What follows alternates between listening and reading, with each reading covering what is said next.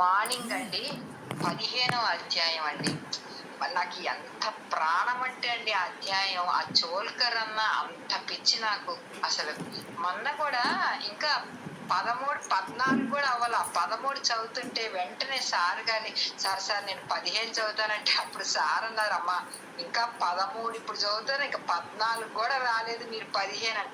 అంత ఇష్టం సార్, నేను చెప్తున్నా కదా సార్, అంత ఇష్టం నాకు. అదొకటి. రెండోది, ఈరోజు సాయి సచ్చరిత గురించి మీరు లాస్ట్ లో ముఖ్యంగా చెప్తున్నప్పుడు సార్, ఈ సచ్చరిత ఎంత గొప్పదని చెప్తూ ఇది జన్మను ఉద్ధరించేస్తుందమ్మా అని 2-3 సార్లు చెప్తున్నారు సార్. రిపీట్ అవుతున్నప్పుడు నా గదిలో సార్ ఎంత సువాసన వచ్చింది సార్, నిజంగా నేను స్టన్ అయిపోయా సార్. నాకు అసలు అర్థం కాలేదు సార్. అయితే ఒక నిమిషం ఆగిపోయాను. వద్దులే, ఎందుకో నా మనసు వద్దులే, ఇంకా ఈమెకేనా ఎప్పుడు ఏదొచ్చినా ఈమెకే వస్తుందన్న ఏదో నాలో ఆపేసింది సార్. నిజంగా చెప్పుకోదలుచుకోవాలా, షేర్ చేసుకోవాలా నిజంగా. అయితే తర్వాత 3 కాదు 2:45కి సార్ నేను ఏదో చూస్తున్నా, బాబా గారిని చూస్తున్నప్పుడు నేను పొద్దున అనుకున్నా వద్దు ఇంకే షేర్ చెయ్యొద్దు అని. నా ఆనందం నాకే అట్టుపడుకుని చాలా ఆనందపడ్డా. అయితే మళ్ళీ బాబా గారు ఇది నీలోనే పెట్టుకోవద్దు అన్నట్టుగా, అసలు నాకు ఆశ్చర్యం అండి. నేను ఏదో నొక్కితే అందులో ఫస్ట్ వర్డ్ ఏమొచ్చిందంటే మా ఇంట్లో సువాసన వచ్చిందండి బాబా గారిది అన్న మాట వచ్చిందండి. ఇంకా నాకు అనిపించిందండి, no, I have to share this. నాకు నేను పెట్టుకోకూడదు, ఎందుకంటే మనం నిజంగా చాలా భాగ్యవంతులం అండి. నిజంగా ఎటువంటి అసలు బాబా సార్ గారు చెప్తుంటే ఆ షిరిడి వదిలి ఇక్కడ ఉంటారా అని అనిపిస్తుందండి నాకు నిజంగా. లేకపోతే నాలాంటి మూర్ఖురాలు కండి ఇవన్నీ జరిగేది నిజంగా. ఆ 15వ అధ్యాయం మహిమో నాకు తెలీదు. నాకు ఆ అధ్యాయం మీద నా పిచ్చి అనుకోండి, ఏమన్నా అనుకోండి, అంత ఇష్టం అండి నాకు అసలు. అది ఒకటి. రెండోది, ఆ సచ్చరిత యొక్క గొప్పతనం చెప్తున్నప్పుడు అండి ఆ ఒక్క 2 సెకండ్స్ వచ్చిందండి అంతే, అంతకుమించి లేదు, అంతే వెళ్ళిపోయింది అంతే. ఇది నిజంగా మీతో షేర్ చేసుకోవాలని చెప్తున్నానండి నిజంగా. అసలు నాకైతే ఎట్లా ఏంటని దాసేద్దాం ఒకలా, వద్దు అనుకుంటే కూడా బాబా నో, జరిగింది చెప్పు అన్నట్టుగా చెప్పిస్తున్నారండి నిజంగా. థ్యాంక్ యూ అండి సార్. నిజంగా మీరు నిజంగా సార్, నేను మాటల్లో చెప్పలేను, ఇదంతా మా పుణ్యం సార్ నిజంగా. Thank you so much sir. నేను అసలు ఈ రోజు అనుభవాన్ని ఆనందం పొందాను సార్ నిజంగా. Thank you sir. చాలా మందికి అనుభవం అమ్మా ఇదే. అన్నట్టుండి సువాసన వచ్చేస్తుందని. ఇక్కడ స్వరూపమ్మల ఇంట్లో కూడా ఎన్నోసార్లు సత్సంగాలు జరుగుతూ ఉంటే ఏందో తెలియదు, ఎక్కడ లేని సువాసన. ఆమెను కూడా అడిగేవాడిని, అమ్మ కడ్డీలు కానీ ఏదైనా వెలిగించున్నాం అంటే ఏం లేదు సార్ అని చెప్పేది. అంటే తన ప్రజెన్స్ని మనకు అర్థమయ్యే తెలిసేటట్టు చేస్తాడు.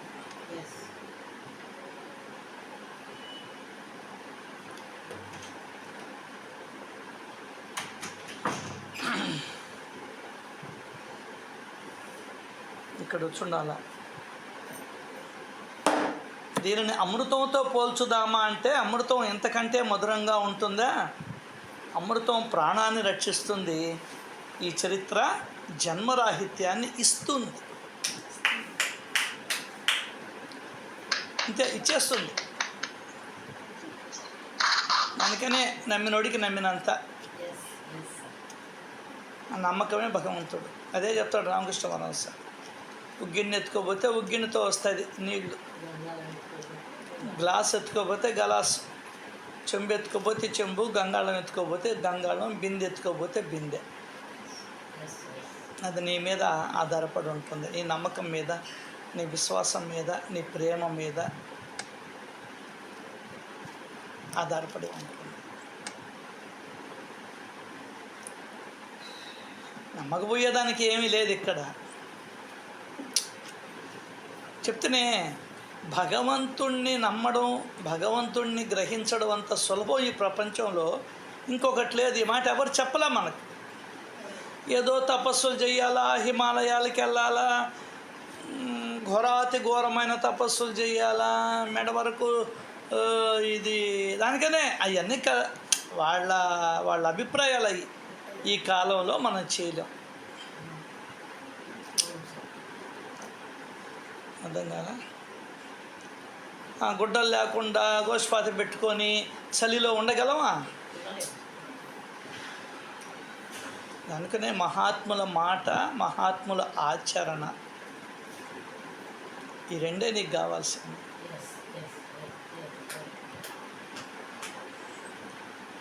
ముగ్గురు మహాత్ములు దానికనే మహాత్ములు చెప్పిన మాటల్ని వినాలి. పురాణాలు, ప్రవచనాలు, వ్యాఖ్యానాలు చేయలేని పనిని మహాత్ముడి ఆచరణ నిన్ను గమ్యానికి చేరుస్తుంది. జిల్లెలమూడమ్మ ఏం చెప్పింది? కూతుర్ని కోడల్ని ఒకటే చూస్తే అదే బ్రహ్మజ్ఞానం అన్నది. వెంకయ్య స్వామి ఏం చెప్పాడు? అందరినీ సమానంగా చూస్తే దేవుడే కనిపిస్తుండలాయ్యా అన్నాడు. బాబాయ్ ఏం చెప్పాడు? సర్వజీవ సర్వప్రాణులలోనూ నన్ను చూచేవాడే హరికి ప్రీతిపాత్రుడు అన్నాడు. అయిపోయా, ఇంకా ఎక్కడని చూస్తావు దేవుణ్ణి? ఈ చాదస్తాలు, ఈ సినిమాలు, ఈ కొంతమంది వాళ్ళ సాధన పద్ధతులు అవన్నీ చూసి మనం మనసులోకి బాగా ఎక్కించుకున్నాం. కొన్ని మాటలు ఆయన ఎక్కడో ఉంటాడని, ఎక్కడి నుంచో ఎక్కడికో దిగి రావాలని. నో, అది కాదు అసలు. ఆల్రెడీ దిగి వచ్చేస్తున్నాడు ఆయన. ఉన్నదాన్ని గుర్తించడమే సాధన. అర్థం కాల పాయింట్? ఈ పాయింట్ కానీ లాజిక్ ఇది లాజిక్. నీ ఆవాలు నీ పోపు పెట్టులోనే అన్నీ ఉన్నాయి. ఇది ఆవాలు, ఇది మెంతులు, ఇది గసాలు, ఇది లవంగాలు, ఇది చెక్క, ఇది జీలకర్ర అని నువ్వు గుర్తించడమే సాధన. గుర్తించి వాడుకోవడం ఇది కూడా అంతే. అది భగవంతుడే, ఇది భగవంతుడే, అది భగవంతుడే, ఇది భగవంతుడే అని గుర్తించడమే ఇక్కడ సాధన. ఎందువల్ల అంటే ఇది బాబా మార్గం. బాబా మార్గం కాదు, సకల వేదాలకు సమ్మతమైనది ఇదే అంటాడు సచ్చరిత్రలో. నువ్వు దాన్ని పట్టుకొని నానా హింసలబడి, నిన్న చూసారా పూరి జగన్నాథ యాత్రలో చనిపోయారు.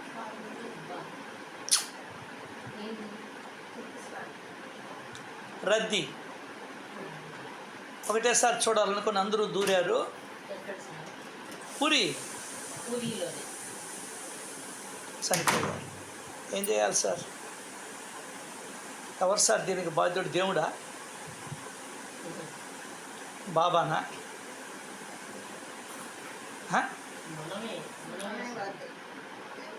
ఏం అది ఎవరికి వాళ్ళని తేల్చుకోవాలి. దాంట్లో 28 ఏళ్ళ అబ్బాయి ఉన్నాడు, 60 ఏళ్ళ అతను ఉన్నాడు, 50 ఏళ్ళ అతను ఉన్నాడు. ఎంతోమంది లెక్కలేనంతమంది గాయపడ్డారు. అంటే వాళ్ళ మీద నడుచుకుంటూ వెళ్ళాం. అదేమన్నా రోడ్డా సార్? అదేమన్నా రోడ్డా లేకుంటే? ఇప్పుడు దీన్ని చెప్పండి, దీన్ని ఏమంటారు? దీన్ని ఏమంటారో చెప్పండి.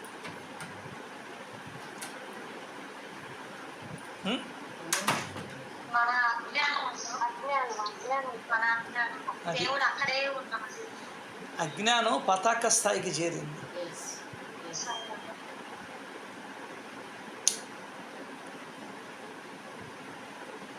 ఒకటే కొండ గుర్తు, ఎక్కడైతే గుంపుగా ఉంటారో అక్కడ ఖచ్చితంగా ఇబ్బందులు ఎదురవుతాయి.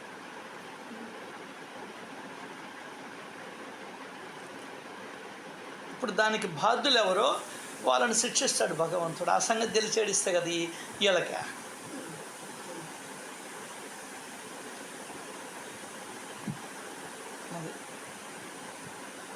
అదేమంటే ఈడన్నీ ఇటు మాట్లాడతాడు. ప్రాణం విలువ ఎంతో తెలుసా నీకు? ప్రాణం పోయగలవా? ఇంతటి గొప్ప మానుష్య జన్మని సంపాదించుకొని 26 ఏళ్ల పిల్లవాడు చనిపోయాడంటే వాడి భవిష్యత్తు ఏంది? వాడి జీవితం ఏంది? వాడి మీద వాళ్ళ అమ్మా నాన్నలు పెట్టుకున్నటువంటి ఆశలేంది? అదే వాడి ఉద్యోగస్తుడు అయి ఉంటే పెళ్ళి కావాల్సిన 2 ఆడపిల్లలు ఉంటారు, కళ్ళు కనబడిన వాళ్ళు, ఇంట్లో ముసలి వాళ్ళు ఉంటారు. వాడు ఒక్కడి మీద ఆధారపడి జీవించాలా? అప్పుడేంది వాళ్ళ పరిస్థితి? పోవద్దని కాదు,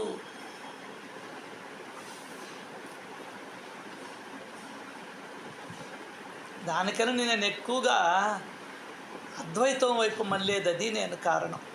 ఇవన్నీ చూసి మీరు నా మీద కోపగించుకోవచ్చు, ఏంద్రా ఇటు మాట్లాడతాడని. Of course I don't care. ఎవరు నీ తమ్ముడు చనిపోయి ఉంటే, నీ కొడుకు చనిపోయి ఉంటే, నీ భార్య చనిపోయి ఉంటే, ఇంటికి పెద్ద మీ నాయన సంపాదిస్తేనే అందరూ తినాల, ఆయన చనిపోయి ఉంటే, భర్త చనిపోయి ఉంటే, ఆ కుటుంబం రోడ్డును పడిపోలా? ఎట్ట బతకాల? ఆడ మనిషి 2-3 బిడ్డలు ఉంటారు, ఎట్ట బతకాలా?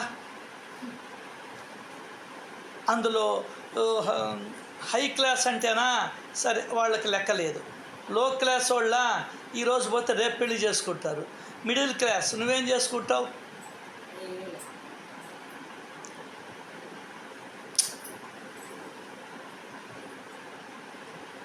ఇదంతా దేనివల్ల జరిగింది?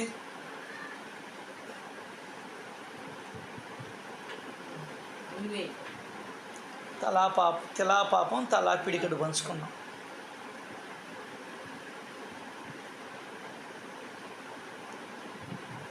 పశువులు సార్ గుంటా మిట్టా లేకుండా వెళ్ళిపోతుంటాయి, బురద గిరద అని అనుకోకుండా వెళ్ళిపోతుంటాయి. మనుషులు సార్ మనం.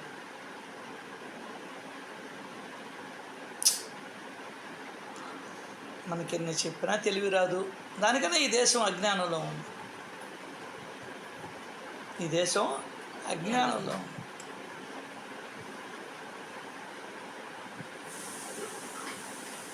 టీవీలో చెప్తుంటారే వాళ్ళని ఇప్పుడు బొమ్మను, వాళ్ళకి ఏం ప్రత్యేక దర్శనాలు ఏమి లేకుండా మామూలుగా బొమ్మను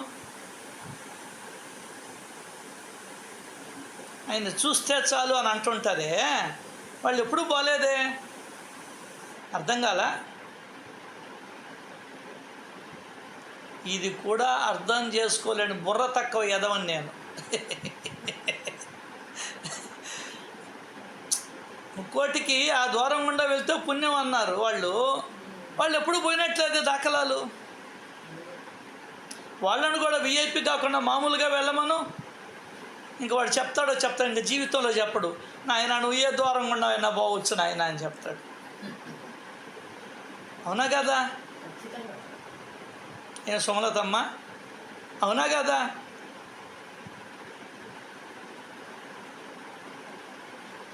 అవునన్నా. అది పడ్డవాడికి తెలుస్తుంది ఆ బాధ. దానికి సాయి వంటి మహాత్ముడు వచ్చింది.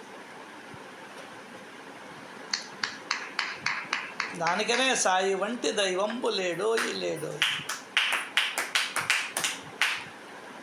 ఇంట్లో కానీ, వీధిలో కానీ, దారిలో కానీ, ఆయా ప్రదేశాలలో ఎవరు మీకు కలిసిన దట్ ఈస్ అయామ్. నువ్వు దేని మీద దృష్టిని సారించిన that is also me. I am. ఇంకా ఎతికే పనే ఉంది నీక, ఎతికే పనే ఉందని ఒక్కరం ఆలోచించం మనం. అంటే ఒక్కరం ఆలోచించం. ప్రతి సంవత్సరం చచ్చిపోతూనే ఉంటారు, బతుకుతూనే ఉంటారు, దొమ్మిలు జరుగుతూనే ఉంటాయి. కానీ మన పాటికి మందే, మన భక్తి మందే, మన ఆలోచనలు మనయ్యే.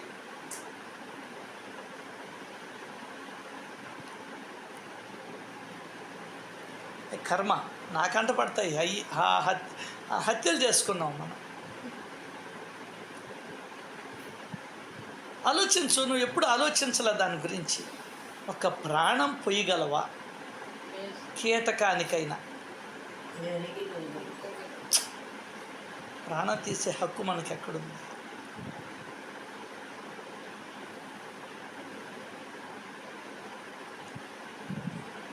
వాడు సిద్ధుడవుతాడు, ఇంకొకడు అవుతాడు.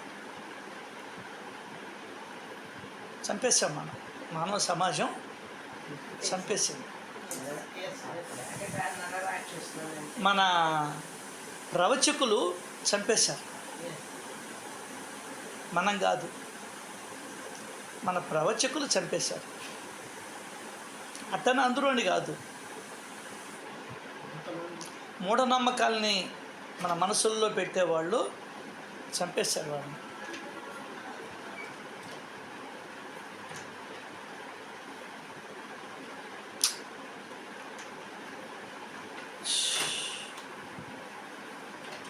దీనికి ఎవరు జవాబుదారీ వహిస్తారు? ప్రభుత్వమా? వాళ్ళు అసలు పట్టించుకోరు.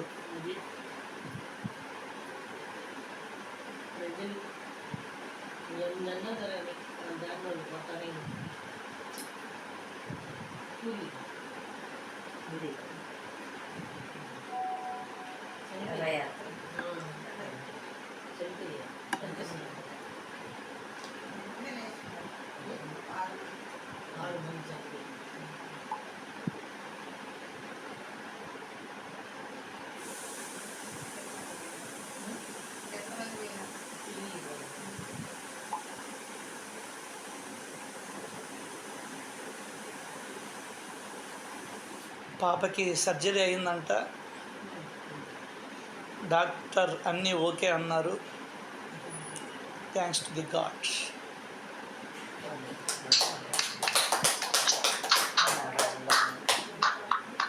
థ్యాంక్స్ అన్న. అదే అడుగుదాం అనుకున్నా, శిరీష ఏమైనా ఫోన్ చేస్తారు. మెసేజ్ పెడితే తనేమి రిప్లై ఇవ్వలేదు. మళ్ళీ ఫోన్ చేసి ఎందుకు డిస్టర్బ్ చేయడం, పాప మా అమ్మాయి ఏ స్థితిలో పోయామో. 1 వీక్ అయితే కానీ అప్పుడు కంప్లీట్గా ఎట్లుండి ఇప్పటికీ ఏమి ఇబ్బంది లేదని చెప్పారు. Okay okay. డాక్టర్ ఎవరు? డాక్టర్ల డ్యూటీ డాక్టర్లు చేశారు, భగవంతుడి డ్యూటీ భగవంతుడు చేసుకుంటారు. ఇంకా బాబా దయ అని పెడతా ఉంది అమ్మాయి.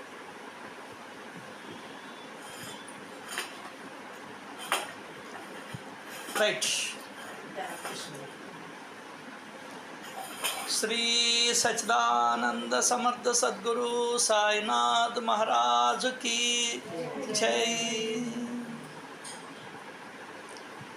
అందరూ బాగుండాలని, ఆనందంగా ఉండాలని, సంతోషంగా ఉండాలని, సుఖంగా ఉండాలని, ఆరోగ్యంగా ఉండాలని ఆ దేవాది దేవుణ్ణి మనస్ఫూర్తిగా కోరుకుంటాం. ఈరోజు సత్సంగంలోకి వెళ్దాం.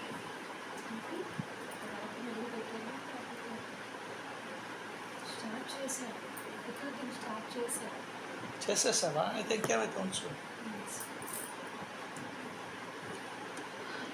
కల్మషదహనకారకమైన సాయినాథుని అద్భుత చరిత్రను భక్తులు సావధానం చేయండి.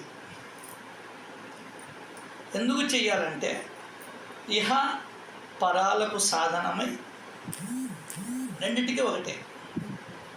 ఎట్లంటే చిన్నప్పుడు ఒక పెన్సిల్ ఉండేది, దాని వెనకాల రబ్బర్ ఉండేది కదా ఫస్ట్లో, దాని తర్వాత లేటెస్ట్ వచ్చినాయి పెన్సిల్, ముందర ముక్క, వెనకాల ఎరేజర్ ఉండేది. అట్లా ఇక్కడ ఇహపరాలకు సాధనమైంది ఇది. ఇహానికి పరానికి ఏమిలా, ఇహమే పరం, పరమే హితం. ఇహం అయితే మనం 2గా డివైడ్ చేసుకుంటాం కాబట్టి ఉన్నది ఒకటే మనిషికి జీవితం. ఆ జీవితంలోనే ఇహము ఉంది, పరము ఉంది, 2 లేవు. న్యాయంగా పోతే పరం అంటారు, అన్యాయంగా పోతే ఇహం అంటారు. అది భగవంతుడు చెప్పినట్టు నడిస్తే పరము అంటారు, ఈడు చెప్పినట్టు ఈడు ఇష్టం వచ్చినట్టు చేసుకుంటే ఇహము అంటారు. అంతే తేడా, ఇంకేం లేదు.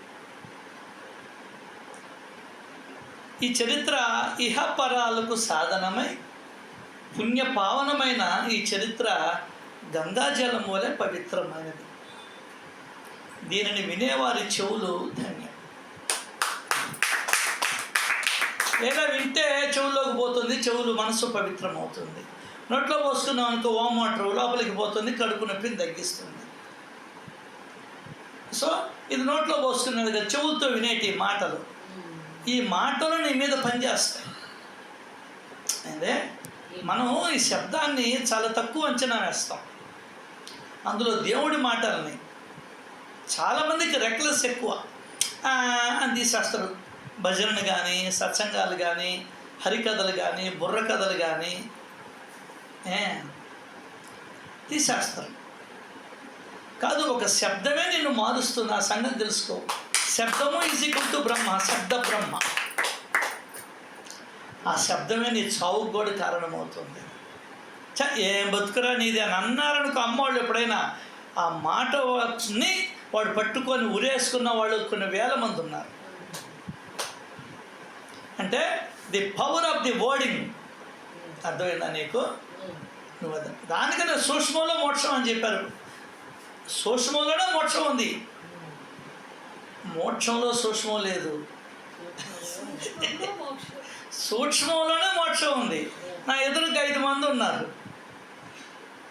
ఇంట్లో కానీ, వీధిలో కానీ, దారిలో కానీ, ఆయా ప్రదేశాలలో ఎవరు మీకు కలిసినా అది నేనే, వీళ్ళందరూ ఆత్మస్వరూపులే అని గ్రహించి కూర్చోవడమే సాధన.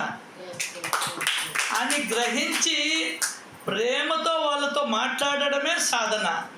అని గ్రహించి ఏదైనా తింటా ఉంటే దాచిపెట్టుకున్నా నలుగురికి పంచడమే సాధన.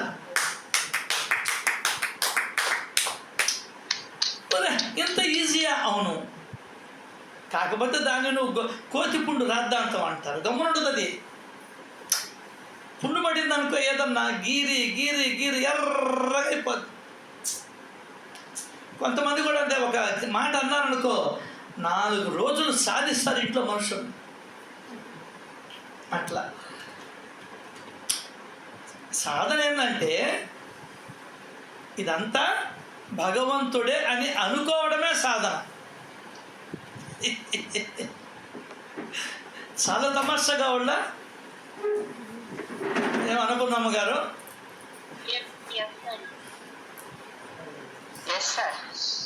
భగవంతుడు ఎప్పుడు అంత ప్రేమమైన ఆయన నిన్ను కష్టపెట్టడు. నీకు అది తెలిసి సావదు. సరే, నీ భావాన్ని బట్టి ఆయన అట్లాగే ప్రవర్తిస్తాడు. భావం దానికి తగ్గట్టుగానే ఉంటాడు ఆయన. భావం తద్భావతి. ఆత్మ దగ్గరికి వస్తే ఏ బాధలే. దేవుడి కాడ ఉంటే, దేవుడి పటాల దగ్గర ఉంటే ఇబ్బంది కాదు. ఆ దేవుడు ఏం చెప్పాడో వినగలిగితే నీకు అర్థమైపోతుంది. సింపుల్ అంతే. అది అలవాటు చేయలే మనకు. అరే పోదాంరా, గుడికి పోదాంరా, అది పోదాంరా, ఇది పోదాంరా అని చెప్పారు. ఓకే, ఒరే గుళ్ళో ఉండేవాడేరా నీ లోపల ఉండేవాడు అని చెప్పలా. అక్కడ ఉండేవాళ్ళు చెప్పలా, మన అమ్మ నాయన చెప్పలా, ఊళ్ళో ఉండే పెద్ద మనుషులు చెప్పలా. ఇంకా మనుషులకు ఎడ తెలుస్తుంది కాబట్టి మహాత్ములు వస్తారు. ఆ అమ్మే, ఆ అయ్యే సాధు సత్పురుషుల రూపంలో వస్తాడు.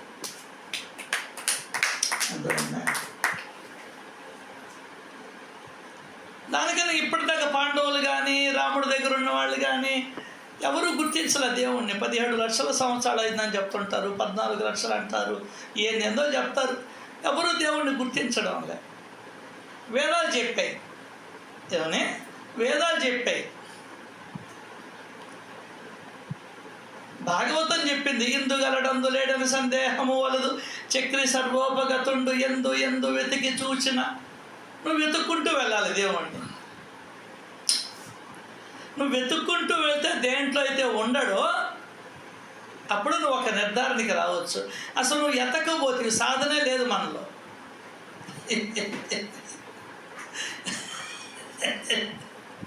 అదే అంటే ఊరికి నేను టికెట్ బుక్ చేసుకొని ఉన్నాను అంటావు కాశీకి. నైమిసారణ్యం పోవాలంటావు. నేను వాళ్ళు పోవడం తప్పని చెప్పడం లేదు, బుక్ చేసుకోవడము తప్పని చెప్పడం లేదు. ముందర ఇక్కడ గుర్తించు, ముందర ఇక్కడ గుర్తించు, ఇక్కడ న్యాయం చేయి బాబా మాటలకి.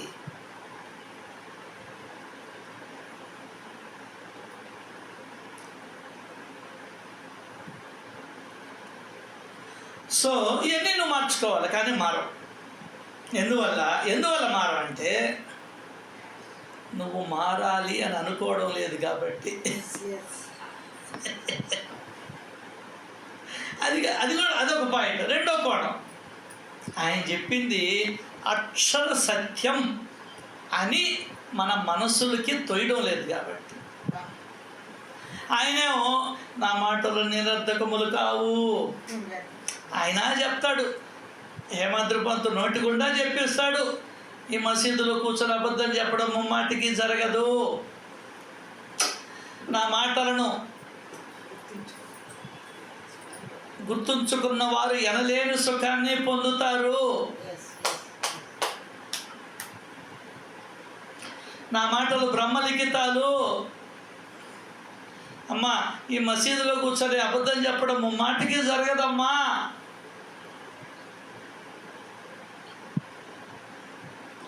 నా అనన్య శరణొచ్చి విశ్వాసముతో నా సంకీర్తన, నా కథాశ్రవణం చేసేవారికి నేను బాకీ పడి వారిని ఉద్ధరిస్తాను.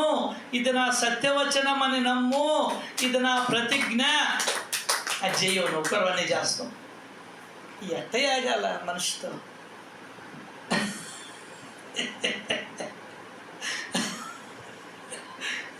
మీకు నవ్వు రావడం లేదు సార్, నేను ఒక్కనేనా? నేను ఇక్కడ 6 మంది నవ్వు రావడం లేదు. మేము కూడా చేయడంలే. కనీసం తెలుసుకుంటే మన అజ్ఞానం ఏంటో తెలుస్తుంది కదా. ఎదురుగా కొడుకుని పెట్టుకొని ఊరంతా ఎతుకుతుంటే ఒరే కొడుకుని ఎదురుగా పెట్టుకొని ఊరంతా ఎత్తికానే అని నవ్వుకుంటావా లేదా? ఇప్పుడు నవ్వుకునేదానికన్నా డబ్బులు అడిగాడు ఆయన అన్నా? లేదు కదా. నవ్వితే నీ మనసు వికసిస్తుంది కదా. అబ్బా, నీ మనసు వికసించేదానికి కూడా నీకు ఇష్టం లే. పువ్వు మాత్రం వికసించాలి, రాత్రులు నీళ్ళలో వేసి పెడతావు. ఏమి తెలివిలా ఇటుదే.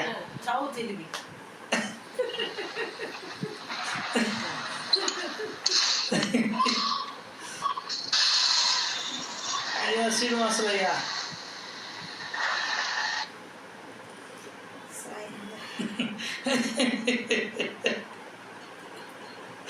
నాకు విచిత్రం అండి ఇప్పటికి కూడా. నువ్వు ఎప్పుడు ఆయన రకరకాలుగా ఉపాయాలు పనేవాడు. ఒక ఆమెను చూసా, వాళ్ళ కొడుకు కొంచెం తాగుబోతు, కొంచెం కాదులే బాగానే, ఏందేందో చేసింది. టీవీలో చెప్తుల్లా ఏదో మందులు పంపిస్తారని, అవి తెప్పించింది. ఇంకెక్కడో పసులు పోస్తారంటే అక్కడికి తీసుకోపోయింది, ఇంకో దగ్గరికి తీసుకోపోయింది. ఏం కాదు. అట్లా నీకు దేవుడే కనబడి నీ లోపలే ఉన్నానురా నేను అని చెప్పినా కూడా నువ్వు అక్కడికి పోవాలో ఇక్కడ డ్యాన్స్ వేస్తుంటావు. బయట చర్యలు ఎక్కువ అర్థం కాలే. అది నేను వెళ్ళొద్దని నేను చెప్పడం లేదు. ఆ భావనలో నీ మనసును నువ్వు ఎంతసేపు ఉంచుతున్నావు అది కావాలా. చేపల పులుసు ఈరోజు చేసుకొని రేపు తింటే భలే ఉంటుందంట. అంటే నువ్వు దాచిపెడుతున్నావు కదా. అట్లాగే బాబా మాటను నీ గుండెల్లో ఎంతసేపు దాచుకుంటున్నావు, బదిలిపరుచుకుంటున్నావు, ఇన్నదాన్ని వదిలేస్తున్నావా? ఇది మనం సాధన అంటే ఇదేనమ్మా. నువ్వేం లేదో అనుకుంటావు సాధన అంటే. మోకాళ్ళ మీద నడిచేది, శూలాలు గిచ్చుకునేది, వెనకాల ఈపుకి గుచ్చుకొని రథం నడిపించేది ఏం చెప్పాల భగవంతుడు. భగవంతుడు ప్రేమ నీకు అర్థమైన రోజు దానికనే ఆయన వచ్చిన విను. అనన్య చింతయంతో మాం ఏ యథామా. ఎవడైతే నా గురించి వేరే ఆలోచన లేకుండా ఆలోచిస్తూ ఉంటాడో వాడి యోగక్షేమాలను నేను చూస్తాను అన్నాడు. ఎవడైతే చెప్పులు లేకుండా పోతాడో, ఎవడైతే గడ్డాలు మీసాలు పెంచుకుంటాడో,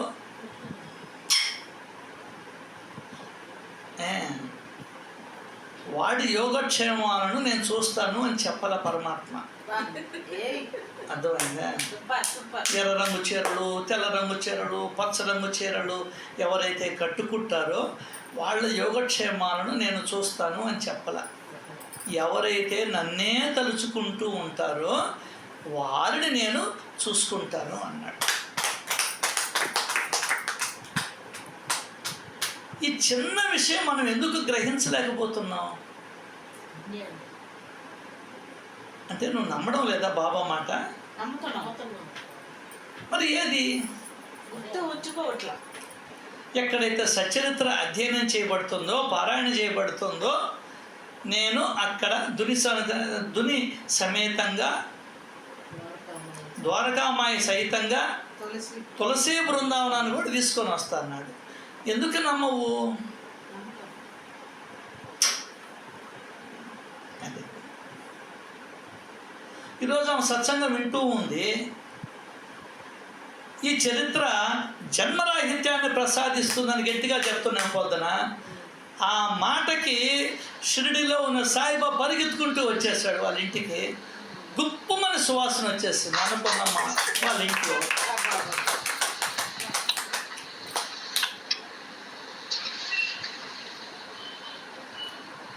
ఇవన్నీ ఆయన ప్రజెన్స్ని మనకు సూచించడం కాదా?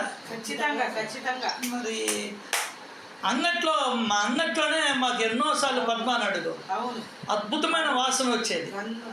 ఏమన్నా నువ్వేమైనా కడ్డీ ఎలిగించిన పాపాను పోను నేను.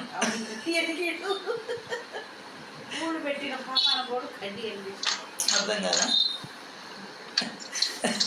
ఏమమ్మాయి నీకు తెలుసు కదా, కడ్డీ పూలు మనకు విరుద్ధం కదా, రెండు నాకు శత్రువులు కదా అని చెప్పాను నేను.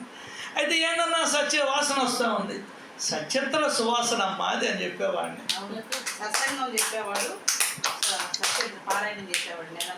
ఫోన్లో మాట్లాడుతూ ఉంటేనే వచ్చేసేది వాసన.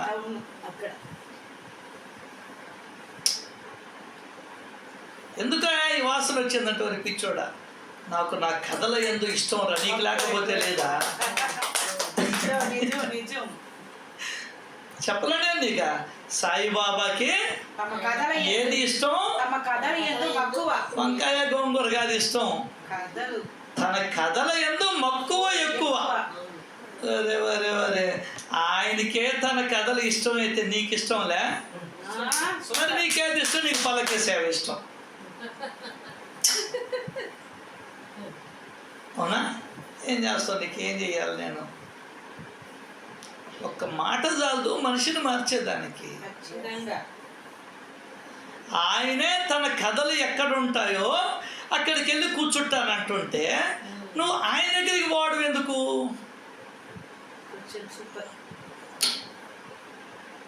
ఎంత నిరసించాడో తెలుసా ఆయన. నీకు అర్థమయ్యేటప్పటికి ఈ జీవితాలు ఉండవు. నా కథలు చదివితే నీకు అజ్ఞానం తొలగిపోతుంది, జ్ఞానం వస్తుంది. నా ఎదురుగా కూర్చుంటే నేనేం చేసేది? అమ్మ నాయన ఎదురుగా కూర్చుంటే ఎట్లా? స్కూల్కి పోవాలా, చదువుకోవాలా, ఆయన లాయరో ఇలాంటి ఇంజనీరో డాక్టరో ఇంకొకటో కావాలా, డబ్బులు సంపాదించుకోవాలా. దానికనే బాబాయ్ ఏం చేసేవాడు? తనివేశాడు. ఇక్కడ ఉంది, నీకేం పని ఇక్కడ? నేను మీలాంటి మనిషినే, నేనేం చెప్పేది? మరి నేను ఎక్కడున్నాను? సద్గ్రంథాల్లో ఉన్నాను, పో అక్కడ వినుపో. ఆ భాగవతంలో కృష్ణుడిని నేనే, రామాయణంలో రాముణ్ణి నేనే అని నీకు నిదర్శనాలు కూడా ఇచ్చేశాడు. ఇంకా నాతో ఏం పని నీకు? మనకు అర్థం కాకపోయా? నా కథలు అజ్ఞానాన్ని తొలగిస్తాయి అన్నాడు. నా కథలు నీలో ప్రేమను రగిలిస్తాయి అన్నాడు. నా మాటలు నిన్ను ఉద్ధరిస్తాయి అన్నాడు. నా కథలు నీకు దీపస్తంభాలు అన్నాడు. నేను దీపస్తంభాన్ని అని చెప్పలా. అర్థం కదా? ఎంత దూరం చెప్పినా కూడా నువ్వు వినకపోతివి, ఏం చేయాలా? ఏమో మాదిలక్ష్మ, నువ్వు చెప్పు, పెద్ద వచ్చాను, నువ్వు ఏం చేయాలి నన్ను ఇంకా? మేమేం చేస్తాం సార్, మీరు చెప్పేది విని తరిస్తా ఉంటాం. ఇట్లా ఉంటాయి మన ఏందమ్మా చెప్పేది విని మేము తరిస్తూ ఉంటాము. మనం ఏంటి అది అజ్ఞానం అనే ముసుగును తీసేయమంటే నువ్వు ముసుగును ఇంకా గట్టిగా లాగుతుంటివి. గోతానికి మూతి కట్టేసినట్టు మూతి కట్టుకుంటుంటివి. అది మనం తెలుసుకోవాల్సి. బాబా దగ్గర కూర్చుంటే నాకు ఇవన్నీ చెప్పలా, సచరిత్ర దగ్గర కూర్చుంటే చెప్పింది నాకు. మోసాలు చేయకూడదు, అబద్ధాలు చెప్పకూడదు. అర్థమైందా? ఒక భారతం చెప్పింది జూదం ఆడకూడదని. దాయాలాట ఆడుకుంటాం కానీ డబ్బులు పెట్టాం మేము. అక్కడ తెలుసుకున్నావు. అర్థం కాలా? నేను ఆవేశంలో ఎవరిని కుదరబెట్టేది? అర్థం కాలా? ఇక్కడ ధర్మరాజు లేరు, వినేవాళ్ళు లేరు. అర్థం కాలా? నాకు భారతం చెప్పింది, భాగవతం కూడా చెప్పింది. నాయన, దేవుడి మీద నువ్వు చేతులు వేసుకొని నడుచుకుంటూ సిగరెట్ దాక్కుంటూ పోయినా నువ్వేమి పెట్టకుంటే ఈ దేవుడు ఉత్త మాటలే కానీ నీ మీద చెయ్యేస్తాడే కానీ నీ జోబులో డబ్బులు పెట్టడు అని చెప్పింది భాగవతం. నాకు చెప్పుకునేదానికే కృష్ణుడు నా ఫ్రెండ్ అని, ఇంట్లో చూస్తే నిత్య దరిద్రం. అర్థమైందా? అని భాగవతం చెప్పింది. ఎంత సింపుల్గా చెప్పిందో చూడండి.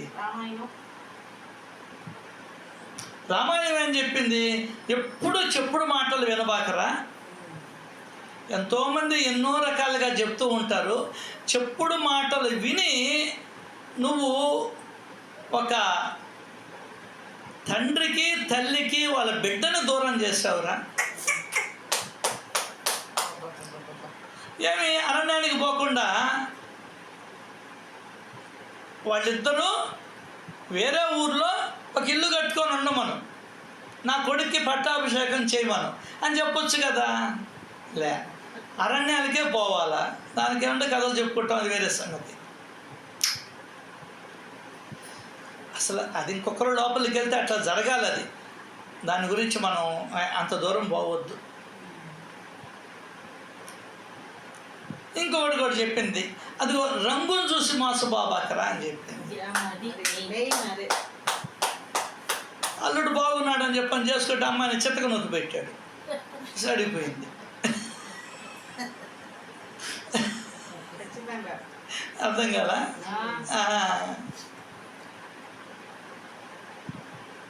శబ్ద స్పర్శ రూప రస గంధ వీటికే మోసపోయేది.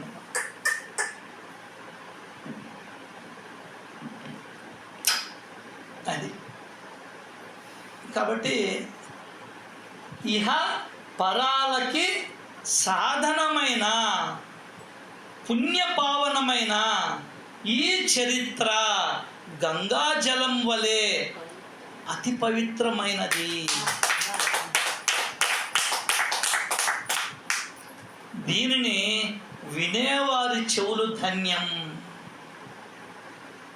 దీనిని వినేవారి చెవులు ధన్యం. ఆ మాటలన్నీ లోపలికి పోతాయి. కాబట్టే బాబా కూడా గమ్మునుంటే, చల్లహట్టని గాడు అనకుండా ఉంటే సపత్నేకర్లో మార్పు వచ్చేది కాదు. ఎందుకన్నాడు? అందరికీ ఏమో దీవెనలు, అందరికీ ఏమో అల్లా అచ్చాకరేగాలు, నన్ను మాత్రమే చల్హట్. అప్పుడు రీకన్సిల్ అయ్యాడు. ఆలోచించాడు, తాను చేసిన తప్పు తెలుసుకున్నాడు, వెంటనే కాళ్ళు పట్టుకున్నాడు. అప్పుడు బాబా కథ చెప్పడం ప్రారంభించాడు. అమ్మా వీళ్ళ కొడుకు నేను చంపానంటమ్మా.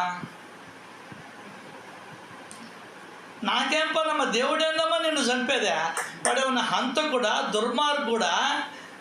అసలు ఎంత హీనంగా మాట్లాడతామండి మనం. దేవుని నువ్వు బోన్లో పెట్టేస్తువే, హంతకుడు అని చెప్పేస్తువే. నీకు ఇన్ని పూజలు చేస్తావు, నాకు చేయమన్నాడు. ఎవరికైనా చెప్పి పూజలు చేయమన్నాడా? నువ్వే ఒక పాఠం పెట్టుకున్నావు, నువ్వే వాడిని దేవుడు అనుకున్నావు, నువ్వే వాడికి టెంకాయ పెట్టావు, నువ్వే ఎరగదిన్నావు.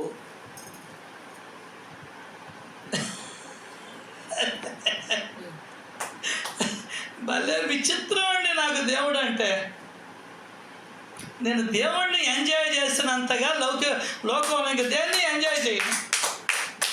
అందులో సత్సంగంలో ఇంకా ఎంజాయ్మెంట్ నాకు ఎక్కువ చిక్కద్ది. అది కాదు, మన ఇద్దరం కృష్ణుడిని చూడలే, రాముడిని చూడలే, బాబాని చూడలే. కానీ ఈ 3 ఫోటోలు ఉండ నువ్వే పెట్టుకున్నావు వాళ్ళు దేవుళ్ళని. వాళ్ళని పూజిస్తేవి, వాళ్ళకేదో మొక్కులు మొక్కితివి, తీర్చలేదో తీర్చాడు, తీరిస్తే సంతోషించివి, తీరవకపోతే ఏడిస్తేవి, ఆయన మీద నిందలు మోపితివి. అసలు నిన్ను ఎప్పుడైనా కల్లో కనబడి చెప్పాడా? నాకు తెలియక అడుగుతా.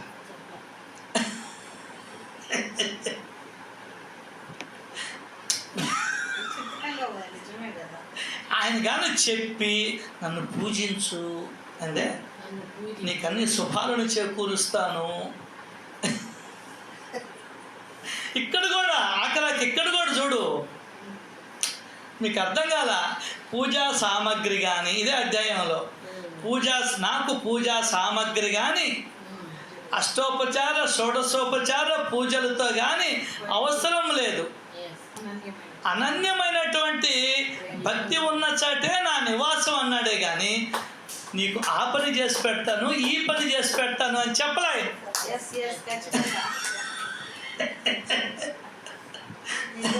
భలే తప్పించుకుంటాడు దేవుడు. అర్థమైందా లావణ్య?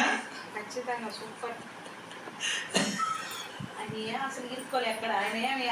అబ్బా ఆయన ఇరుక్కోడు, మనం ఇరికించుకుంటాడు, మనం ఇరుక్కుంటాం.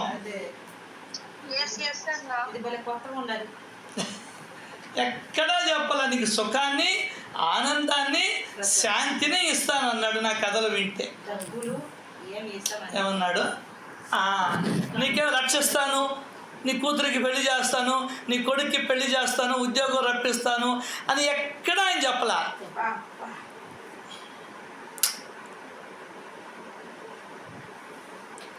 అటువంటిది నువ్వు దేవుణ్ణి కోరికలతో ముడిపెట్టేసి వాడిని తీరిస్తే గొప్ప, తెరవకపోతే ఇది నా కర్మ అని నా కర్మ అన్నట్టు వాడిని తిడుతున్నావు.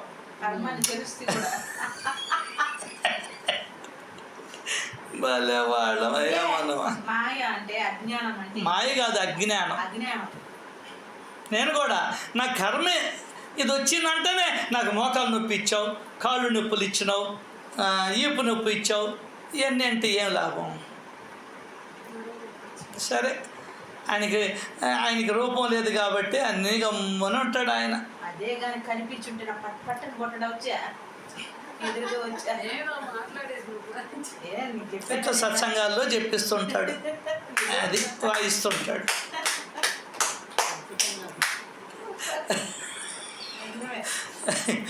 నాయన ఏంది బాబా నువ్వా? నేను నవ్వుకుంటా, నాకెప్పుడు నవ్వే.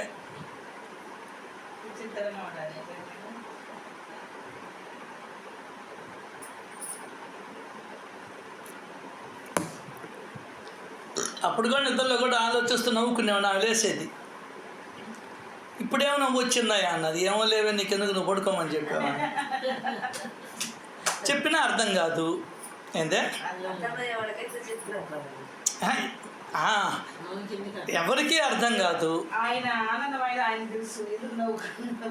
అదేదో సామెత చెప్తున్న వాడు సంపాదన అంతా సెంటుకు సరిపోయిందంట.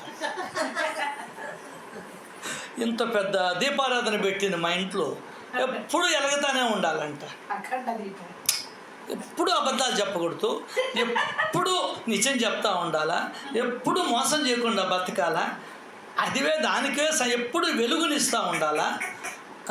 ఎప్పుడు నీ వల్ల ఒకరు సంతోషపడాలా అని దీపం వెలిగించమంటే అది ఎప్పుడు వెలిగించాలని చెప్పి నువ్వులు ఉంది అమ్మది 350 రూపాయల కిలో నువ్వులు నేను ఎక్కడ తెచ్చి సచ్చేది ఇంత పెద్దది వెడల్పుది మా ఇంట్లో ఉందో లేదో పోయింది అంత ఎంత ఇప్పుడు ఉండేది చిన్న చిన్న ఇళ్లల్లో ఉండేది ఓరమంటే ఒక ఉగ్గిన్నె పడితే గొప్ప నూనె మా ఇంట్లో ఉండేది అట్ట కాదు పావుసేరు పడుతుంది సరే ఇంకట్ట కాదులేవే పామాయిల్ పడేసి ఏ నూనె ఎలగాలి నీకు దీపం పామాయిల్ పడేయమన్నా ఎట్లా ఇంట్లో పామాయిల్ ప్యాకెట్లు ఉంటాయి ఎత్తుకోపోయి బస్సుకో పోయి పోయి పోయి పోయి అర్థం కాదా ఇవన్నీ నా అనుభవాల నుండి వచ్చినట్టే నాయన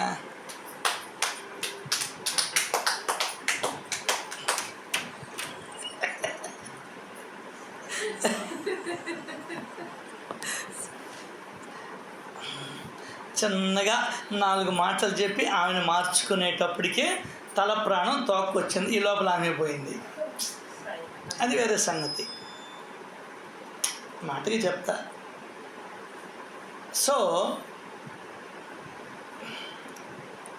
అదే చెప్పాడు అఖండ హరిభజన లేకుండా మాయ నిరసనం కాదు దానికని బాబా ఏం చెప్పాడు తెలుసా పని చెయ్యి ఎందుకు పని చేయాలా నువ్వు వచ్చిందే పని చేసేదానికి ఎగ్గొట్టేదానికి కుదరదు పెళ్లి చేసుకుంటేవి ఆమె వదిలేసిపోతేవి ఎట్ట బతకాలా అని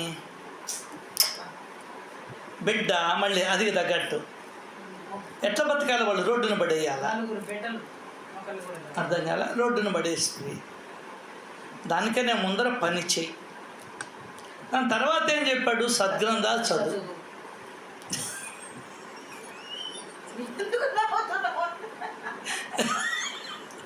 తర్వాత భగవన్నామాన్ని జపించు మన సులోచనమ్మ పడుతుంది నామము చెప్దామంటే మనసు ఇంకెక్కడికో లాక్కుపోతుందన్న అని చెప్తుంది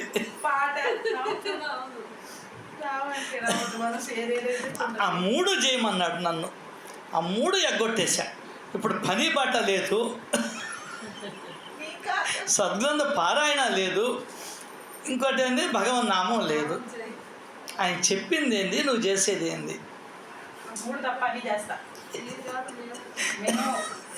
ఏదో భగవంతుడు కరుణించి రోజు ఒక అధ్యాయం అన్న పారాయణ పేరుతో మన చెవుల్లో పోస్తున్నాడు మనకు మంచిదే అని అన్నీ మన మంచిగా జరుగుతాయి అది ఈ చరిత్ర ఇహపరాలకు సాధనమై సాధించేదానికి ఇహంలోనూ నువ్వు అద్భుతంగా జీవించాలా పరములోనూ అద్భుతంగా భగవంతుడికి మెచ్చాలా అంటే నీ జీవితం ఎట్లా ఉండాలి అట్లా ఉండాలి ఒక భరద్వాజ గారిలాగా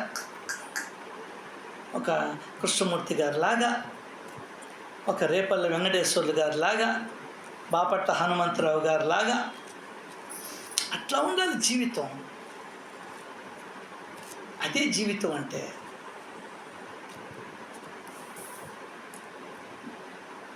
సో ఇహానికి పరానికి ఇదే సాధనం ఎందువల్ల దాన్ని చూసే మాస్టర్ గారు సచ్చరిత్రను చూసే లోపాన్ని వదిలేసింది తెలుసా అట్లాగే హుండీ డబ్బులు కూడా ఏ రోజుకి ఆ రోజు పంచమన్నాడు ఎత్తుకోపోయి టౌన్లో నుంచి అయితే టౌన్లో ఎత్తుకోపోయి టౌన్లో పంచేసి ఎవరింటారు ఆయన మాట మీరు ఉండండి సార్ మీకేం చెప్తారు ఆయన దేవుడు అంటాము కానీ ఆయన చెప్పిన మాటను వినం ఒకటే కొండ గుర్తు నువ్వు ఎప్పుడైతే దేవుణ్ణి చేసేసావో ఇంక నువ్వు ఆయన మాట వినవు అది లెక్క ఆయన నీ మాట వినాలని రూల్ పెట్టుకుంటావు ఒక టీచర్గా చేసుకుంటావో ఆయన్ని దేవుణ్ణి అప్పుడైతే వింటావు నువ్వు ఆయన మాట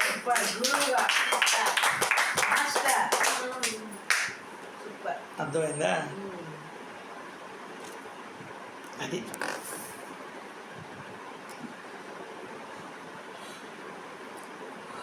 దీనిని అమృతంతో పోల్చుదామా అంటే అమృతం ఇంతకంటే మధురంగా ఉంటుందా అమృతం ప్రాణాన్ని రక్షిస్తుంది ఈ చరిత్ర మళ్ళీ జన్మలు రాకుండా చేస్తుంది. అంటే ఈ చరిత్రలో ఏముంది? మ్యాటర్ ఉంది. ఏముంది? మ్యాటర్ ఉంది. ఆ మ్యాటర్ని ఫాలో అయితే నీకు జన్మలు ఉండవు. ఆశ పోతే అంతా పోతుండయ్యా, అయిపోయింది. కోరిక లేకుండా చావు. ఏ కోరిక ఉండకూడదు. అది 3 కోరికలు ఇంద్రియాలతో: తినాలని, తాగాలని, చూడాలని, సంపాదించాలని. అంతే. ఇవే వచ్చేది జనరల్గా. అర్థం కాదా? చూడాలని, సంపాదించాలని, అదే ఎట్టైనా ఒకటే. ఇంకోటి ఏంది? అక్కడికిక్కడికి పోలేకపోతున్నానే, పోవాలని. జిహ్వా, అదే జిహ్వా ఉపస్థను అదుపులో అనుభవించాలని.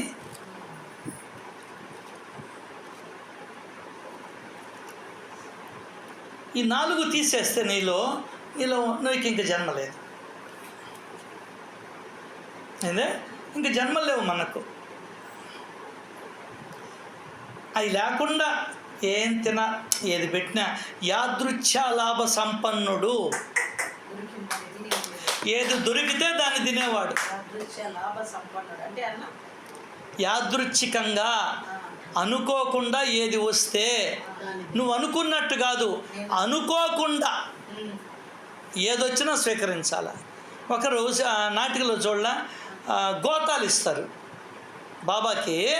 భిక్షకు వస్తే గోతాలు ఇస్తారు. అవునా? ఆ గోతాలే తీసుకున్నాడు ఆయన.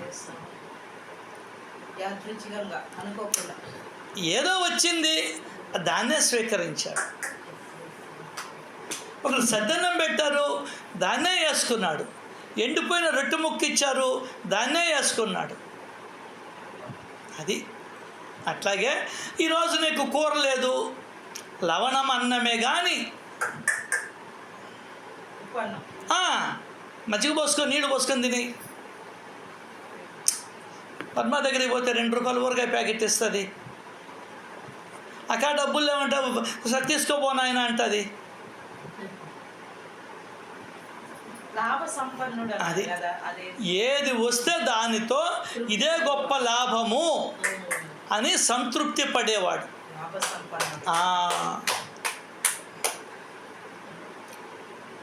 అది మనం ఆయన ఎప్పుడైనా ఆయన జిలేబీ కావాలా, లడ్డు కావాలని అడిగాడా? సాంజా అడిగాడు. ఎవరి కోసం? ఇదిగో వాడి కోసం అడిగాడు సాంజా. తన యొక్క తెలివిని నీకు చూపించేదానికి, తన యొక్క గుర్తుని చూపించేదానికి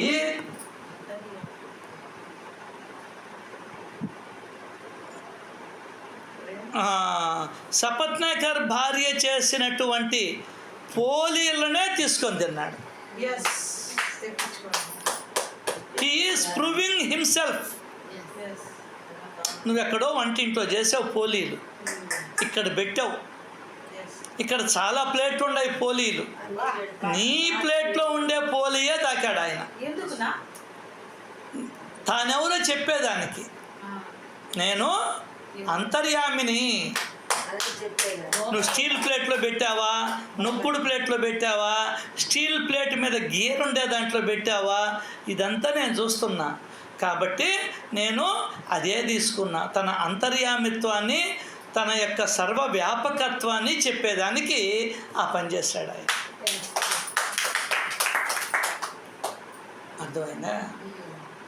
అది అంటే మనస్ఫూర్తిగా చేసిందని చెప్పి తీసుకున్నాను. ఇంకా చెప్పాలంటే నేనెవరో తెలుసుకోమన్నాడు. ఆ నేనెవరో తెలుసుకునేదానికే ఆయన అన్ని లీలలు చేశాడు. బాబా అన్నాడు చూడు, సద్గురువును తెలుసుకో, లేకుంటే జీవితం పిడకల వేట. ఆయన లీలల ద్వారా ఆయన ఎవరో నీకు తెలియజేయబడతాడు. దానికి సద్గ్రంథాన్ని చదవమన్నది. ముఖ్యంగా సచ్చరిత్రని ఒక్కొక్క లీల చదువుతుంటే ఆయన త్రికాల జ్ఞాని అనేది నీకు అనుభవానికి వస్తుంది. ఇంకా ఆయన్నే పట్టుకుంటావు నువ్వు. అర్థమైందా?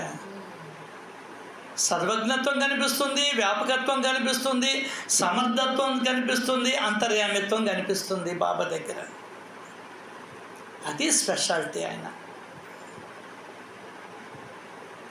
ఎవరండి దేవుడు? ఎక్కిన తర్వాత 2 రూపాయలు ఇచ్చి ఇదే పని చేయాలరా అనేది దేవుడు చెప్పే మాటలు అయ్యా. ఏదేదో వేదాలు ఉపనిషత్తులు ఏదేదో చెప్పేవాడు, అవునా కదా? మరి ఏంది ఈయన? ఏంది దేవుడేనా చెప్పు.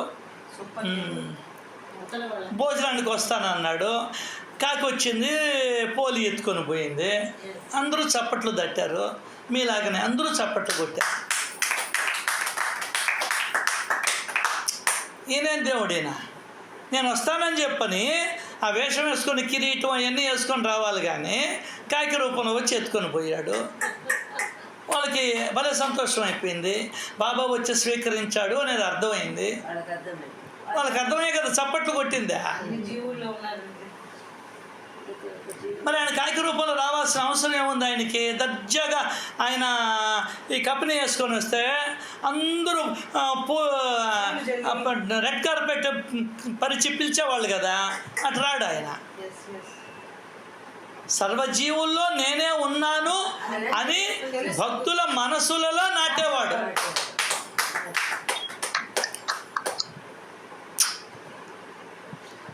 షమ్మా, మన జీవితాలు చాలు సార్ భగవంతుని అర్థం చేసుకుని. మన జీవితాలు చాలు. ఆ లీలలన్నీ తానెవరో చెప్పేదానికి చేశాడు.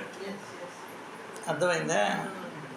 తానెవరో చెప్పేదానికి, ఎరా భగత్ నువ్వు కూడా నన్ను కొట్టేసావు కదరా, ఏంది బాబా నువ్వు, ఏందా మాటలు, నేనేంది నిన్ను కొట్టేది ఏంది? ఒరే నువ్వు ఇంటికాడ బయలుదేరుతూ ఉంటే ఒక ఒళ్ళంతా గజ్జితో ఉండి కుక్క వస్తే ఏం చేసావురా అన్నాడు. కొట్టాను బాబా కాలుతో. మరి అది నేను ఒకటే కదా అన్నాడు. ఒకటే మాట. ఈ లీలలు నువ్వు పదే పదే మనసులో తిప్పుకుంటూ ఉంటే అన్నిట్లోనూ దేవుడు ఉన్నాడనేది అర్థం అవుద్ది. కానీ సాయిబాబా ఎదురుగా కూర్చుంటే ఏం అర్థం అవుద్ది నాయన? సాయిబాబా సాయిబాబా సాయిబాబా సాయిబాబా అంటే ఏం అర్థం అవుద్ది నాయన? మరి ఎందుకు ఆయన పుస్తకం ఇచ్చింది నాయన? అయ్యా ఓ అయ్యా సేమయ్యా ఎందుకు ఇచ్చాడయ్యా పుస్తకం? ఆయనకేం పని బట్ట లేకనా? రామాయణాన్ని ముందరే రాయిపించుకున్నాడు రాముడు, ఆయనకేం పని బట్ట లేకనా? కాబట్టి మనం చెప్తాము, సిక్కులు ఆరాధిస్తారు, వాళ్ళకి దేవుడు లేడమ్మా. పెద్ద పుస్తకం ఉంటుంది, బారెడు అంత పెద్ద పుస్తకం ఇంత ఉంటుంది అమ్మాయి. దాన్ని పెద్ద స్టేజీ మీద పెట్టి దానికి పూజ చేస్తారు, దానికి హారతిస్తారు. విగ్రహాలకి ఎంత ఆరాధన చేస్తామో గురు గ్రంథ సాహెబ్ అనే పుస్తకాన్ని వాళ్ళు కొలుస్తారు. రోజు అక్కడ, రోజు కాదు ఎప్పుడు ఆ గ్రంథంలో ఉన్నటువంటి ఈ వాక్యాలను వినిపిస్తూ ఉంటారు. అది అక్కడ దేవుడు లేడు కదా, అది మనకు కూడా ఇప్పుడు రాముడి గుడి, రాముడి కథలను వినిపిస్తూ ఉండాల. కృష్ణుడి గుడి భగవద్గీతను వినిపిస్తూ ఉండాల. అసలు అప్పుడు గుడి కూడా పోరు, అర్థం కదా? మా ఇంట్లో భగవద్గీత నువ్వేంది అక్కడ పోయి నేను వినేదే. అబ్బే పోము. ఇప్పుడు బాబా రూపాన్ని తీసేసి సచేతును పెట్టి ఒక్కడ పోతాడేమో, ఒరే ఆ ఎర్ర పుస్తకం మన దగ్గర ఉందిరా.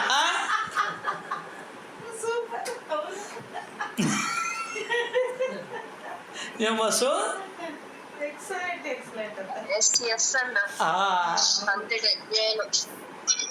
నువ్వే లాక్కొని వస్తావు నీ కొడుకుని. అమ్మ రా బాబా గుడికి అంటే, ఒరే వాడు ఒకసారి పోయి వచ్చాడు అనుకో, అమ్మో అక్కడ ఏమి లేదమ్మా, మన ఇంట్లో ఉండే ఎర్ర పుస్తకమే అక్కడ ఉందమ్మా, నువ్వు రా ఆటో చార్జీ తండగా అని చెప్పి నేను ఇంట్లో తీసుకొని కూర్చోబెడతాడు. దానివల్ల గుళ్ళు కట్టిన వాళ్ళు ఈ పుస్తకాలు పెట్టరు. ఎందువల్ల తగ్గిపోద్ది. Super super. ఎన్ని ఉన్నాయండి. నువ్వు చెప్తుంటే నిజంగా రైట్.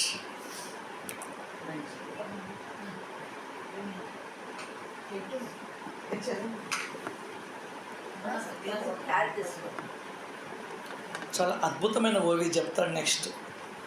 మేము శక్తి గలవారం, తలుచుకున్నది ఏదైనా చేసేయగలం అని అనుకునేవారు ఈ కథను వినాలి. ముఖ్యంగా ఎవరు వినాలో చెప్తాడు. నబోటోడు ఉంటాడు, నేనేందా అని అంటాడు, విర్రవీగుతూ ఉంటారే. మేము శక్తి గలవారం, తలుచుకున్నది ఏదైనా చేసేయగలం అని అనుకునేవారు ఈ కథను వినాలి. అప్పుడు మళ్ళీ చెప్తున్నాడు, బుజ్జగిస్తున్నాడు, నిజంగా జీవులు స్వతంత్రులే అయితే మరి అహోరాత్రాలు సుఖాలకై శ్రమిస్తున్న దుఃఖం మాత్రమే వస్తుంది. ఎందుకు? ఇది విధి విలాసం. ఇది విధి విలాసం. నిజంగా జీవులు స్వతంత్రులైతే మరి అహోరాత్రాలు సుఖాలకై శ్రమిస్తూ ఉన్న దుఃఖం మాత్రమే కలుగుతుంది. ఎందువల్ల? విధి విలాసం. అదే సచ్చరిత్రను తెలుసుకుంటే ఎప్పుడు ఆనందంగానే ఉంటారు.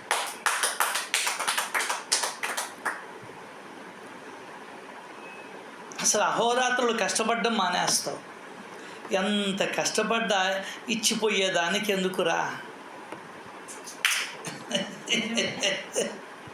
ఏందే ఒళ్ళించుకొని రాత్రులు నిద్రపోకుండా ఆలోచించి ఫోన్ల మీద ఫోన్లు చేసుకొని చెవుడు తెప్పించుకొని కళ్ళల్లో శుక్రాలు ఏర్పరచుకొని, అర్థం కాల, పరిగెత్తి అర్ధరాత్రి లేదు అపరాత్రి లేదు, పరిగెత్తి వ్యాపారాలు ఉద్యోగాలు ఏందేందేందో చేసి అంతా ఇక్కడ ఇచ్చిపోయే దానికి దుఃఖం గాక ఇంకేముంది నీ దగ్గర?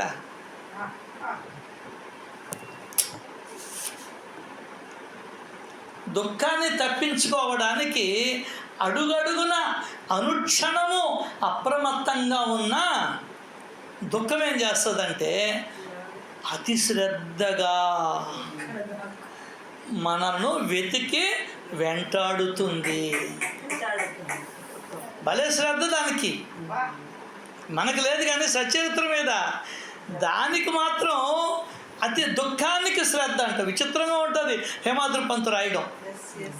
దుఃఖం అతి శ్రద్ధగా మనలను ఎన్ని లక్షల మందిలో ఉన్నా కూడా వెతికి వెంటాడుతుంది. తప్పించుకోబోతే మెడకు చుట్టుకొట్టుంది, తీసి పారవేయాలనుకుంటే అధికంగా పెనవేసుకుని ఉంటుంది. దానితో జీవులు అహర్నిశలు పోరాడటం వ్యర్థ ప్రయత్నం.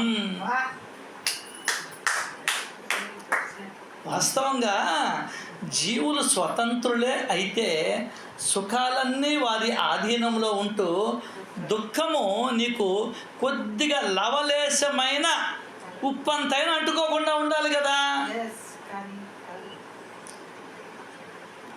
స్వతంత్ర బుద్ధితో ఎప్పుడు పాపాలు చేయకుండా పుణ్యాలనే సమృద్ధిగా సంపాదించుకొని బాగా సుఖాలనే పొందాలి కదా. కానీ జీవుడు స్వతంత్రుడు కాడు. కర్మతంత్రం అతని వెంటనే ఉంటుంది. దాని లీల విచిత్రం. జీవులు కర్మ చేతిలో కీలు బొమ్మలు. పుణ్యకర్మలను చేయాలనే ఉద్దేశం ఉన్న పాదాలు పాపం వైపుకు లాక్కెళ్తాయి. ఏ సత్కర్మలు చెయ్యాలి అని వెతుక్కుంటూ పోతే దుష్కర్మలు ఎదురవుతాయి. ఇవన్నీ కూడా పోవాలంటే సద్గురువును ఆశ్రయించాలి.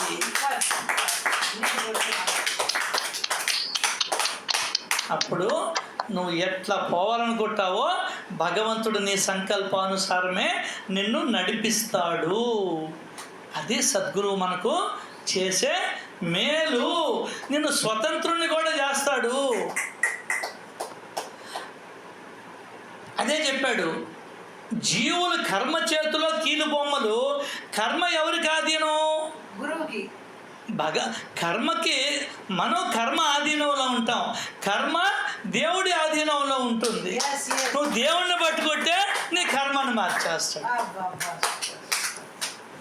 ఇప్పుడు జనాలు చాలామంది హత్యలు ఇంకోటి చేసి లాయర్లను పట్టుకొని వాదించుకొని బయటకు వచ్చేస్తున్నా, బెయిల్ తెచ్చుకోనే. అంతే ఇది కూడా. నువ్వు దేవుణ్ణి పట్టుకున్నావు అనుకో, నీకు విధివ్రాతను కూడా మార్చగలవు. అదే చెప్పేది. నువ్వు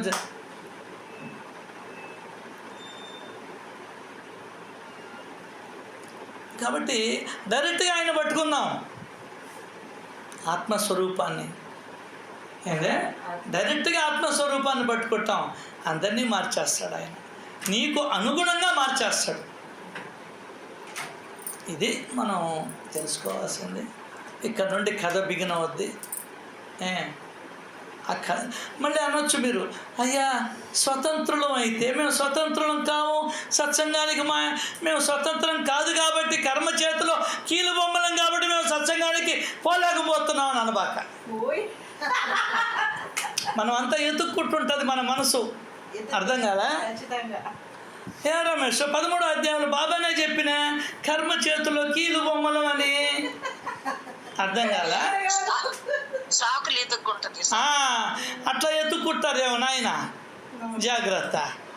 కర్మ చేతిలో కీలు బొమ్మలైతే అసలు ఇంకేమిలే, ముళ్ళు గుచ్చుకున్నది, నువ్వు విడిపించుకోకుండా ఉంటావా? అది సంగతి. కాబట్టి దేనికి ఎప్పుడు ఎక్కడ ఏ సందర్భాన్ని బట్టి వాడాలన్నా అనేది మనం అర్థం చేసుకోవాలి. ఇదే మాట చెప్పాడు, రాత్రింబవళ్ళు ప్రయత్నం చింతన చేస్తూ ప్రయత్నం చేయమన్నాడు. అప్పుడు అర్థం అవుద్ది నీకు. ఏమని? ఇదేది మన చేతిలో రావురా, మనం ఆలోచించకనే ఇట్లా తయారయ్యాం. నీ కొడుకు పెళ్ళో, నీ కూతురు పెళ్ళో, నీ కొడుకు ఉద్యోగమో, నీ కొడుకు ఏ కాలేజీలో చదవాలనో, వీటిని గురించి ఆలోచించినంత పెళ్లి చేయాలా, ఎవరికి ఇవ్వాలి, ఎట్లా ఇవ్వాలి, ఏ విధంగా కావాలి, కట్నం, వీటికి ఆలోచించినంత, ఇల్లు కట్టాలి, ఎట్లా ఇల్లు కట్టాలి, ఏ ప్లేస్లో కట్టాలి, ఎక్కడ ఏది ఉండాలి, ఇది ఆలోచించినంత నీ గురించి నువ్వు ఆలోచించడం. నేను ఏ కర్మ చేయాలి, నేను ఎట్లా ఇహ పరాలలో సుఖశాంతులను పొందాలి. నీకు బుద్ధిని ఇచ్చాడు, మనసుని ఇచ్చాడు, చేసేదానికి చేతులు ఇచ్చాడు, వెళ్ళేదానికి కాళ్ళు ఇచ్చాడు, చూసేదానికి చూపులు ఇచ్చాడు. ఇవన్నీ ఇచ్చింది ఎందుకు? అది ఆ కర్మ చేతిలో కీలు బొమ్మను. ఓకే, బుద్ధి కర్మానుసారిని. ఆ బుద్ధిని నడిపించేవాడు ఎవడు? విఘ్నేశ్వరుడు. ఆయన పట్టుకుంటే నీ బుద్ధిని మార్చడు. ఈమె పోతా ఉంది, లాగేశాడు బాబా. ముందర చూస్తే పాము ఉంది. ఆయనే ఒక దీపం ఎత్తుకొని చూపించాడు. నువ్వు నన్ను ఆశ్రయించి ఉన్నావు కాబట్టి దాని మీద అడుగు వేయించకుండా, అది నేను కరవకుండా ఏర్పాటు చేశాను అని చెప్పాడు. శ్యామ కూడా చెప్పాడు, ఒరే ఆ మూల ఏలు పెట్టబాకరా అన్నాడు. మర్చిపోయాడు. ఆ మూల ఏలు పెట్టాడు, పాము గరిచింది. సరిపోయిలా? అది చెప్పాడమ్మా. ఆయన అన్నీ చెప్తాడమ్మా, మనమేనా చెయ్యందే. తర్వాత ఏం చెప్పాడు అనేది వచ్చే సత్సంగంలో చెప్పుకునే ప్రయత్నం చేద్దాం. శ్రీ సచ్చిదానంద సమర్థ సద్గురు సాయినాథ్ మహారాజుకి జై జై జై. ధన్యవాదాలు. Excellent, super. సాయినాథ్ మహారాజ్.